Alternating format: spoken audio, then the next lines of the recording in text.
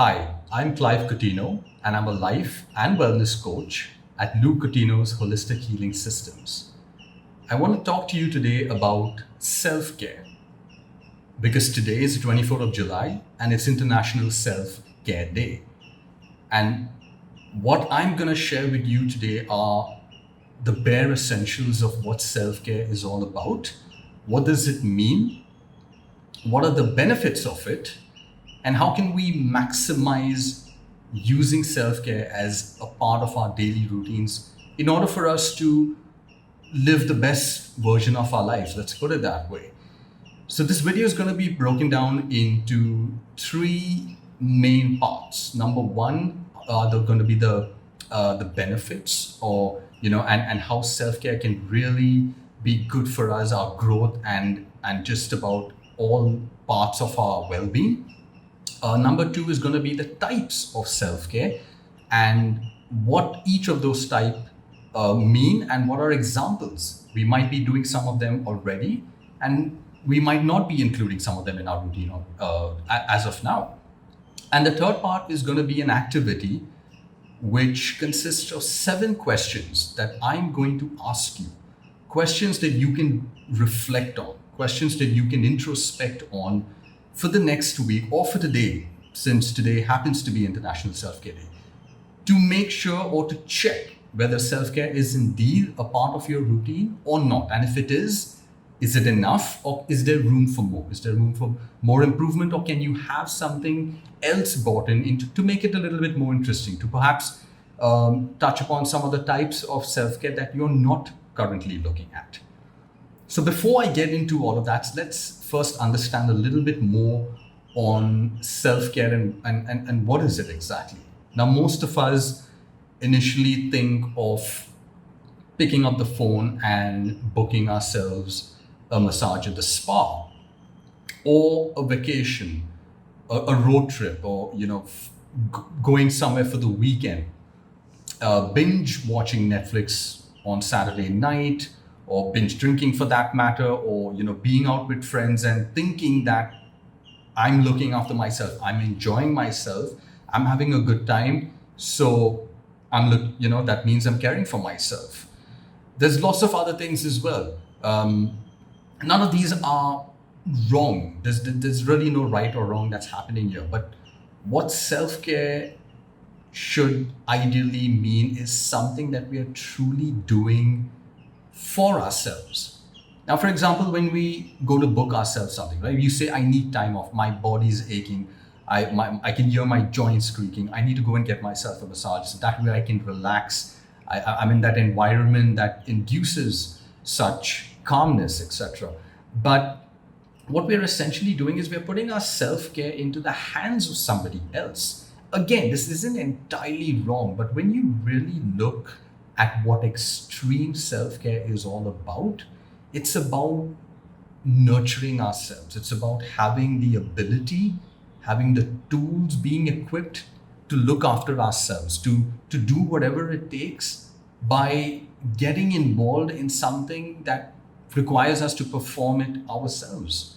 Okay, so this could mean, again, is going on a vacation wrong? Not necessarily, but what you perhaps do on that vacation could make the difference between whether we call it self-care or not. Similarly, when it comes to our performance, the optimal sort of well-being really depends on how deeply rooted our self-care is into our routines, and whether or not we have the ability to understand that it is in our hands, it is our responsibility to a very large extent to ensure that self-care by and large starts with us. It starts where we are, it starts at home, it starts this very moment, not immediately heading out there and putting it into the hands of others, be it a service or an outing or a gathering, a vacation, whatever that might be. Again, like I said, there's kind of a thin line between the two, but a line no less. And we've got to understand that it first really begins with knowing how to nurture ourselves, knowing what works for us, knowing what that if something works for my best friend or works for my colleague, it doesn't necessarily have to work for me as well. I've got to find what makes me tick. Where do I get my energy from? Where do I get my motivation from? What makes me feel calm? What makes me feel good? What makes me feel happy? Once we have that understanding, then accordingly we can sort of get more into doing what needs to be done for ourselves. So let's get into the first part of this video now, which is the benefits, and how can we look at self-care as something that really needs to be a part of our daily routine. Number one is performance, the performance aspect of how we execute ourselves on a daily basis. Now, this science has proved itself that with the right amounts of self-care, with the right frequency of it, the right duration of it, and the fact that we are actively engaging in it, vastly improves and brings about better cognitive ability, improved focus, and of course, better concentration. This is what we all need to operate on a daily basis. Number two is building resilience. What is resilience, and how can we actually derive it from self-care? Now, this is where I normally talk about self-care as being a chain reaction. One simple activity that sets off a chain of different other beneficial activities for us. So we talk about goals, we talk about dreams. We all have goals, we all want to have goals, and some of us are currently identifying and building our goals and dreams. Now, this requires us to have a large amount of self-care while we set out to achieve those goals. Why? Because they both go together. Now, when you have that right amount of self-love and looking after yourself and ensuring that you're performing in the right manner, what happens is we bring in a lot of self-worth. How is that? Because we are prioritizing our dreams, we're prioritizing our goals, we're aligning our goals with our well-being as well.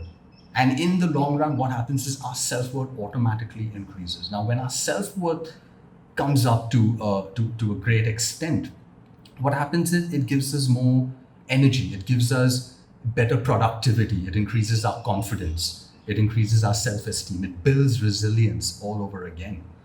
And this is one of the key benefits of knowing how to nurture ourselves, knowing how to look after ourselves.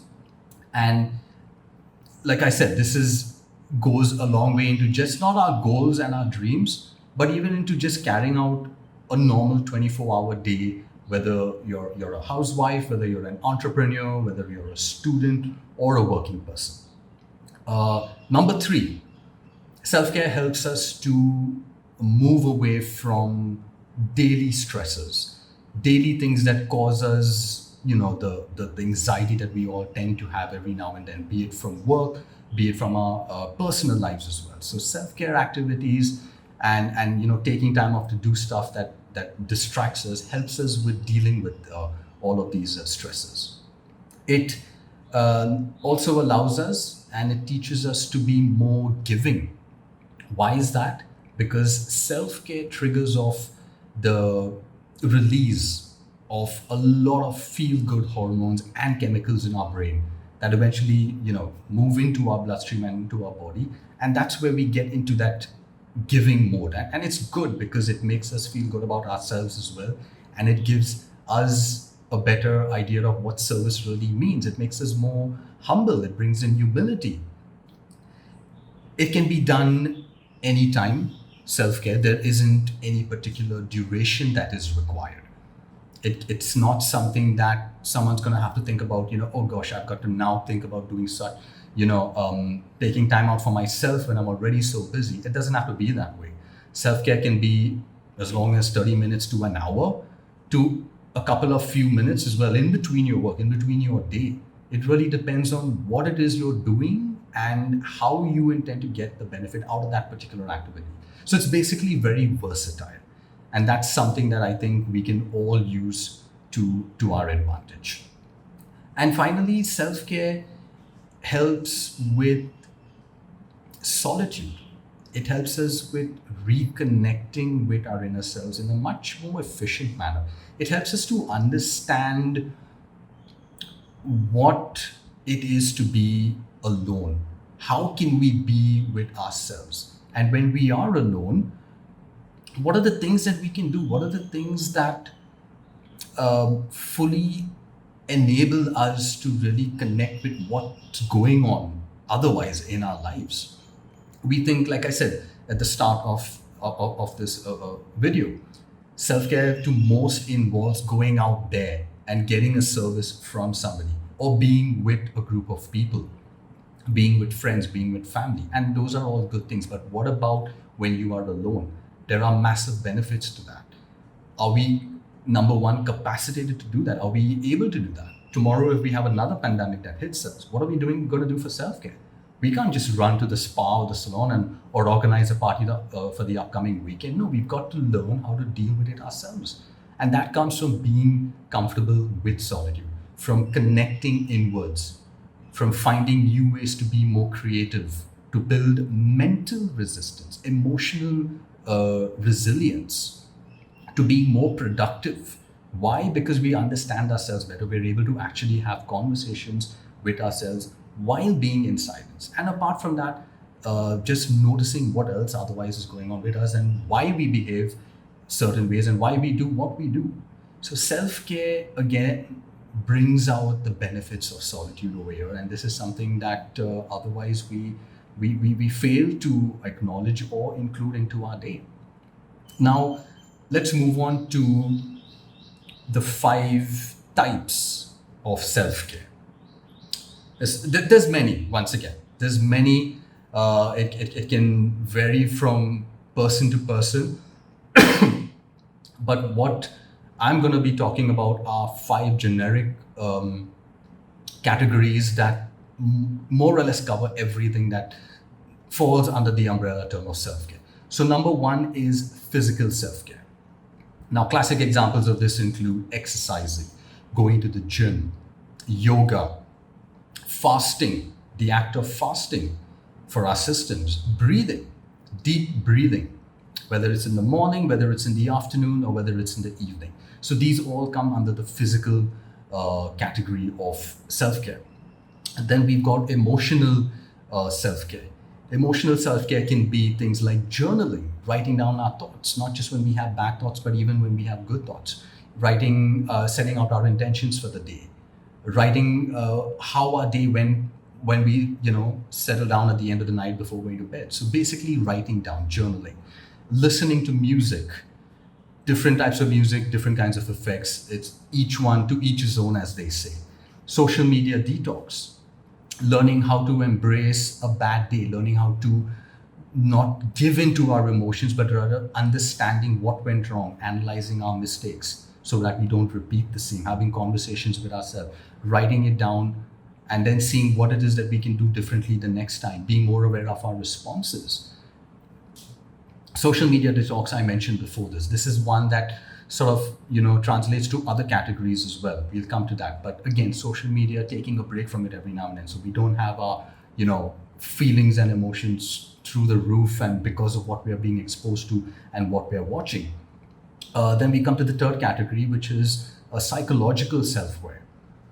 Now, the number 1 example that comes to mind is mindfulness, the art of being aware of your thoughts, the art of being self-conscious about what's happening around us every day, where our thoughts are, where our feelings are, where our emotions are, and coming back to the present moment. Again, social media detox is another good example over here. Setting of boundaries, be it with our colleagues, be it with our friends, most importantly with our family. This is a very important part of self-care. Learning how to have a good cry, learning how to have a good laugh as well. These are all very important. Sometimes the act of crying itself is a very therapeutic activity, and its benefits are deeply rooted in psychology. Similarly, laughing as well. Now, it's not that we have to set out time just to cry every day. We can do that with laughter, yes, but crying, we need to be more open to it and accept it and get into it rather than shunning it away and pushing it away or trying to, think that it isn't for me. This is for the weak. No, that's a myth. Okay. And then finally, we have spiritual self-care, which includes the power of prayer, affirmations, another very powerful practice, learning the art of slowing down, pausing, looking and seeing what's actually going on around us. And that only happens when we slow down. Otherwise, everybody's just running around. And then we have the last one, which is professional self care.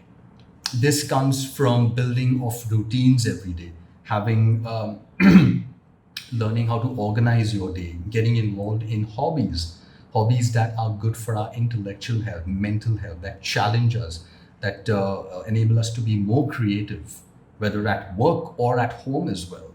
So these are things that we can learn to take with us to work and vice versa, things that we learn that we can bring back home as well. So these are the five main categories of self-care, and what we do every day relates to each one of them. Sometimes we might have way too much of one, or we're not doing one at all. These categories will help you understand which ones you're lacking, which ones you're doing too much of, or what else can you bring in, and maybe a little bit of each, so that you target sort of an entire integrative approach to self-care. So this was the second most important part of the video. Now the last bit is something that it's more of an activity that I would like you all to consider. Being International Self-Care Day today, what I'd like to leave you all is with 7 questions.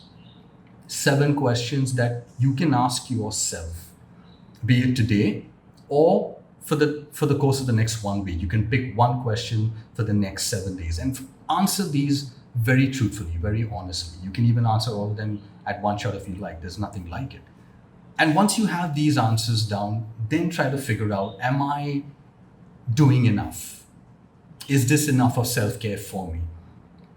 Is it too little? Do I need to do in more? Is it sort of, are they the wrong activities? I might think it's been giving me a benefit, but perhaps it's not. So this will all come in when you reflect, when you introspect, when you really understand what that question means, what the question is, and you try to give yourself the most honest answer. So then question number 1 is, are you being you? Are you walking the talk and living your values? Question number 2, are you looking in the mirror every day and connecting with who you are? Now, this might be a hard one, and you might not be able to get an answer immediately, but what you can do is to sort of get the ball moving, is to try smiling at your own reflection in the mirror every day on a daily basis. And then try to see if you're able to connect better with who is in that mirror. Question number 3, are the stories that you tell yourself every day creating beliefs that are pulling you forwards or pushing you further backwards? Question number 4, are you building on your strengths to get the results that you want? Question number 5, are you persisting with something that's difficult, with something that's challenging, something that's very difficult to deal with currently, and at the same time celebrating, or rather acknowledging, your efforts? Question number 6, are you practicing, are you expressing gratitude for what you have and for what you don't have as well? And question number 7, are you giving to others by performing acts of kindness, acts of generosity, acts that involve a lot of compassion, a lot of care? Try to find answers to these 7 questions. That will give you a much better understanding of where it is you stand when it comes to self-care. What you could also do is add this particular question on your to-do list every day. And that is, what are you doing for you today? Every day, we have tons of things that we want to do. But if we can add this on our list at the start of every day, whether it's a Monday or a Saturday, what are you doing for you today? We'll get more into the benefit. We'll get more into the act of actually increasing what we can derive from self-care. Try this out and let me know how that works. What are you doing for you today? Make sure that's a priority on your to-do list as well every day. And on that note, I would like to wish you all a very happy International Self-Care Day. And I wish you all the very best for the upcoming week. And for those who haven't or who don't have any activities of self-care, I do hope you will start looking into this earnestly. And for those of you who are, maybe you can branch out, bring in more variety, mix and match and make it more interesting. I wish you all the very best. Have a good day.